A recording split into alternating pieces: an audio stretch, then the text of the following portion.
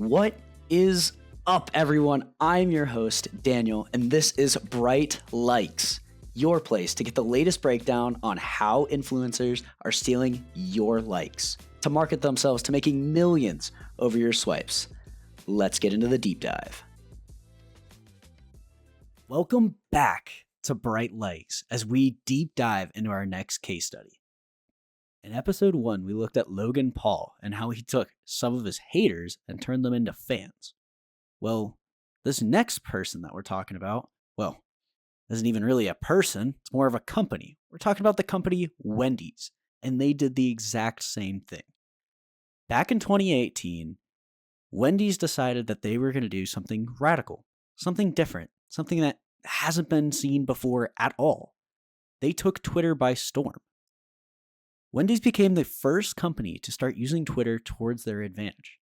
In 2018, they started hating. What came from a couple of funny tweets when, they were asked from other customers what they thought of McDonald's food. Instantly, they responded with negativity. I wouldn't eat there. Let's get a get out of there. And other responses like that were hilarious to their fans.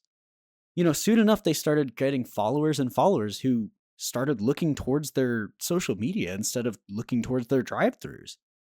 Suddenly, their biggest attribute was their social media presence. And as their social media presence grew and grew, suddenly people were looking forward to moments like this. They took that by storm. Wendy's would go on to gain millions and millions of followers on Twitter and now sits at around 3 to 4 million and followers just looking for their next tweet. They've even kind of turned in this roasting idea into a national holiday. It started in 2018 and they've done it ever since. Every single day on the same day, Wendy's asks their fans to hit them with roast, and they roast right back. They give it right back to their fans and they love it. Something that seems as a negative thing has just been turned completely 180 on its head, stealing likes again and again from its fans. And as it grew, they went into different avenues. Twitter was just the beginning. They started entering into the Twitch space, which is often seen as a gamer's area, and they started streaming video games, a food company in the video games industry. Not something that you'd expect, but kind of a revolutionary when it comes to this social media and the next generation of kids. Overall, this Wendy's team has done something that can only be described as magical. I mean, they've taken a simple Twitter interaction with a fan and have made it mainstream. Suddenly, there's different companies that do this all the time. If you load onto Twitter, you can see this is how teams have started branding now. Being a marketing guy, it's no longer this is the brand guide. It's we want you to be funny. We want you to interact with customers. We want you to create a relationship. And, they started to take it by storm. I just saw this other one the other day with Gushers and fruit roll-ups. They, made the fruit roll up the Gushers, and Gushers responded and they said that this is their version of ravioli and, stuff to that effect of companies really becoming kids again, where anything's funny, everything can be made as a joke, but it's also a little dangerous. And I don't think we've hit really a point where that's been awful yet. But with every comedy, there always becomes that fine line of where comedy starts to become criticism, and it can also get a little dangerous.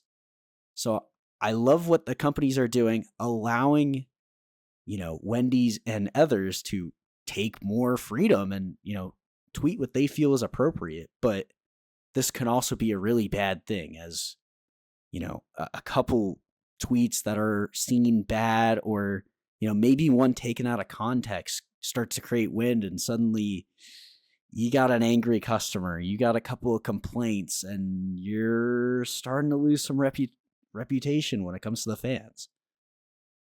Anyways, I think this is a great idea. I think Wendy's really took it by storm in 2018. They've really not stopped since. I mean, this has become a tradition ever since then. Wendy's is the revolutionary when it comes to Twitter, and especially the corporate side of Twitter. I still haven't found out who the specific person on Wendy's was, whether it was an intern's idea or just a social media person that wanted to get a little dangerous. But I'd love to talk to that guy one-on-one and see what his plan was. What was happening? Like, did he just wake up one day and have this idea? Was this something that he's been thinking about a while? How do you go about this to like your company? How do you, hey, I want to make fun of our fans? Like, how does this get brought up? And that's the kind of thing I want to hear from him. But anyways, that's just kind of something to leave off on. Always question what's going on, at least in your social media space, and how can you be different? Wendy's a revolutionary when it comes to making fun of their customers, but they don't have to be the only one that has radical ideas. Everyone has that creative dream.